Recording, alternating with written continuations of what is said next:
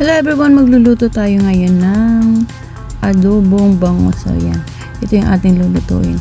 Malaki tong bangus na nabili ko, kaya yan, isang piraso lang yan, umabot ng 190. Kasi alam niyo naman, mahal ngayon ang mga bilihin, kaya yan, mahal yung ating bangus. Pero okay lang yan, at least fresh naman. So ito yung ating mga gagamitin na sangkap. Ayan, meron tayong sibuyas, bawang, luya, laurel, siling haba, paminta, at syempre meron din tayong pampalasa. Dahil nga adobo ang ating lulutuin, kaya meron din tayo ditong toyo at suka. So yan. So ito nga at pinagsama-sama ko na yan sa kawali, yung ating bangus nilagay ko sa ilalim, at syempre lahat ng sangkap nilagay ko na rin sa ibabaw. So ayan, nilagay ko na rin yung toyo at suka para pagsalang natin yan, antayin lang natin na kumulo hanggang sa tuluyang maluto. So yan, hindi ko na nilalagyan ng tubig. So yung ano lang, toyo at suka lang ang makakaluto sa kanya, kasi madali lang naman maluto kapag isda. So yan nga, at kumukulo na yan, hayaan lang natin yan hanggang sa maluto.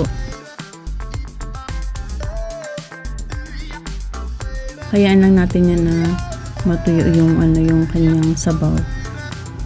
Kasi gusto ko pa ganito, lang siya, yung tuyo lang yung pagka-luto. Kaya yan, hayaan ko lang yan na tuyo. So ayan nga, konti na lang yan sabaw niya. Kaya nilalagyan ko rin yan ng konting mantika para talaga namang maglasang adobo yung ating bangus. So yan nga, at luto na yan. O diba, tuyong-tuyo talaga siya.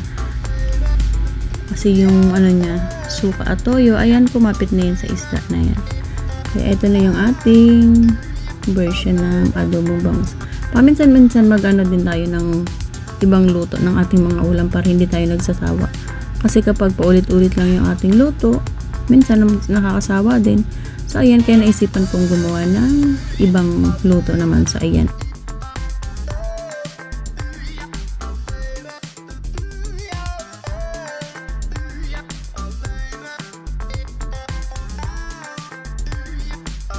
Try yung lutuin ito, panigurado magugustuhan ninyo. Kasi talaga namang malinamnam at masarap ang adobo bangus. So, thank you for watching everyone.